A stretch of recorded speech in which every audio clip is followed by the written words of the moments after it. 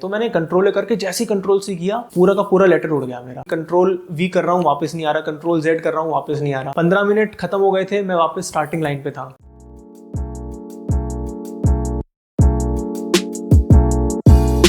Hello everyone, मेरा नाम मयंक है और मैंने SBI PO 2021 में all India rank 67th secure किया था। आपने मेरे प्रीवियस वीडियोस देखे होंगे जिसमें मैंने एक वीडियो में बेसिक स्ट्रैटेजी बताई थी और दूसरे वीडियो में प्रीलिम्स के मॉक टेस्ट को कैसे अटेम्प्ट करें वो बताया था। और अब इस वीडियो में मैं आप लोगों के साथ शेयर करूंगा कि जो मेंस के मॉक टेस्ट होते हैं उनको कैसे अटेम्प्ट करना है। तो चलो वीडियो को शुरू करते हैं। मैंने आपको स्ट्रैटेजी वाले वीडियो में बताया था, मैं फिर से आपको रिपीट कर देता हूँ कि प्रैक्टिस करनी है आपको और कुछ नहीं करना, सिर्फ प्रैक्टिस प्रैक्टिस प्रैक्टिस टाइपिंग की प्रैक्टिस करनी है। और आप लोग ये सोच रहे होंगे कि प्रैक्टिस कब करनी है स्टार्ट, प्रीलिम्स में ही कर देनी है, कब करनी है।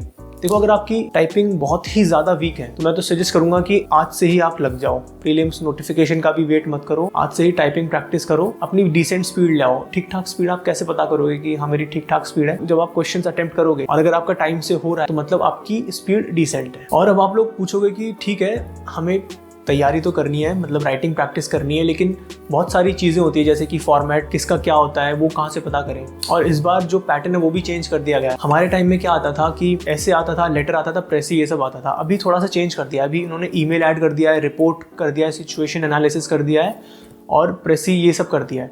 तो देखो, जो डिस्क्रिप्टिव है ना वो कुछ भी आउट ऑफ द बॉक्स नहीं आएगा। अनलाइक जैसे मैथ्स और रीजनिंग वो out of the box questions आ सकते हैं, लेकिन यहाँ पर आपको पता है कि जो लिखा है वही आएगा। इस जस्ट कि थोड़ा टॉपिक डिफिकल्ट आ जाए, लेकिन कुछ ना कुछ तो आप लिख ही लोगे उसमें।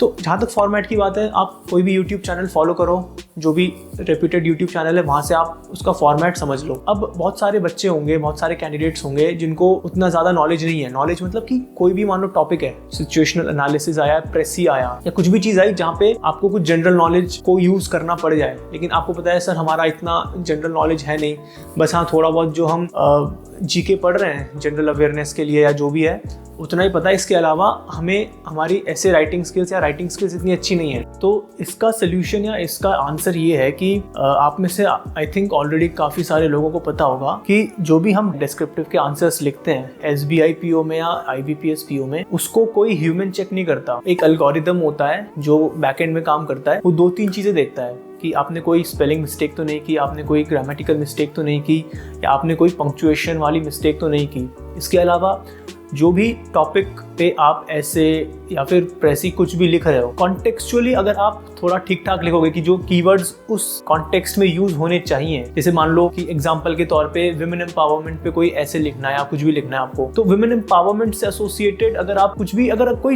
एक जैसे छोटा बच्चा ऐसे लिखता है ना, आप वैसे लिखो, कोई दिक्कत नहीं है। कोई आपसे एक्सपेक्ट नहीं कर रहा कि एक आप UPSC लेवल वाला ऐसे लिखो, कोई एक्सपेक्ट नहीं कर रहा। आप एकदम सिंपल स्ट्रेट फॉरवर्ड ऐसे लिखो, लेकिन इंश्योर करो कि आप वहाँ पे ग्रामेटिकल मिस्टेक्स, पंक्चुएशन वाली मिस्टेक्स और स्पेलिंग मिस्टेक्स ना कर रहे हो। आपने इतनी सी चीज़ फॉलो कर ली ना तो आपको एक अच्छा खासा स्कोर मिलेगा।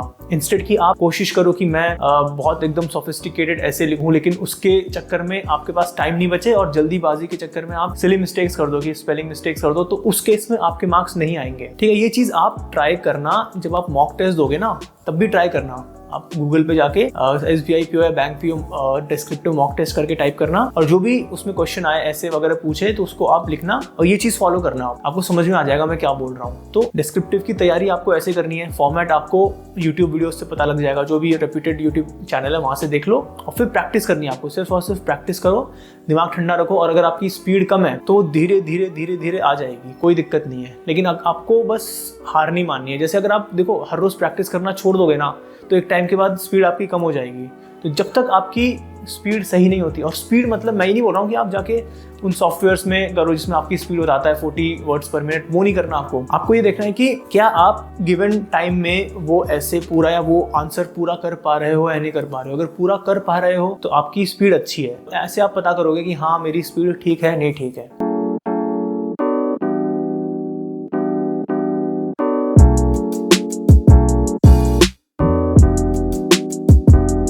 डिस्क्रिप्टिव देते टाइम 1-2 टिप्स मैं आपके साथ शेयर करता हूँ कि जब आप टाइप कर रहे हो ना, जैसे आपने 2-3 वर्ड्स टाइप किए तभी उसको चेक कर लो जल्दी से।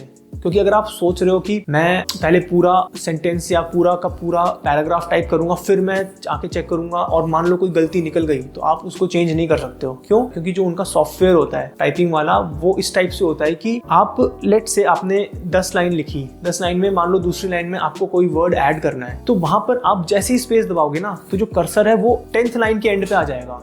जैसे हम माइक्रोसॉफ्ट वर्ड में करते हैं वैसा काम नहीं करेगा वो। और यही दिक्कत ना मेरे साथ हो गई थी SBI के जो मेरा क्लियर हुआ उस वाले मेंस में। मैंने एक लेटर आया था, उसमें हमें लेटर टाइप करना था, तो मैंने लेटर टाइप कर दिया, पूरा हो गया मेरा, 15 मिनट हो गए थे और मेरे 15 मिनट बचे थे जिसमें मेरे को ऐसे लिखना था। तो जब मेरा लेटर पूरा हो गया ना, तो एकदम से मेरे दिमाग में एक एडिशनल इन्फॉर्मेशन आई जो मैंने सोचा मैं जो बीच में मैं ऐड कर सकता हूँ। लेकिन मैं जब भी ऐड कर रहा था तो जैसे ही मैं स्पेस दबा रहा था तो वापस कर्सर नीचे आ रहा था। तो मैंने सोचा यार कि एक काम करते हैं, कंट्रोल A करके इसको कॉपी मार लेते हैं, कुछ भी दिक्कत होगी तो वापस पेस्ट कर देंगे। तो मैंने कंट्रोल A करके जैसे ही कंट्रोल C किया, पूरा का पूरा लेटर उड़ गया मेरा।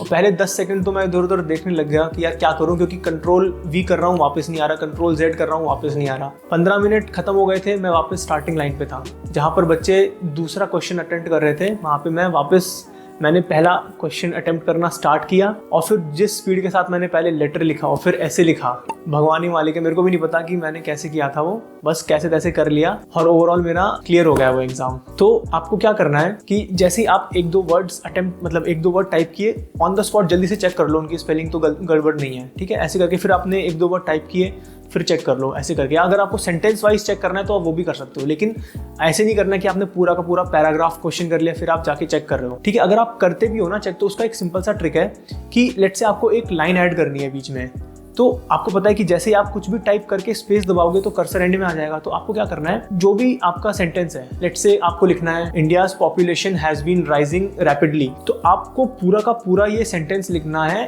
एक ही लाइन, मतलब एक ही वर्ड समझ के इसको लिखना है, इंडियाज पॉपुलेशन, स्पेस नहीं दबाना है।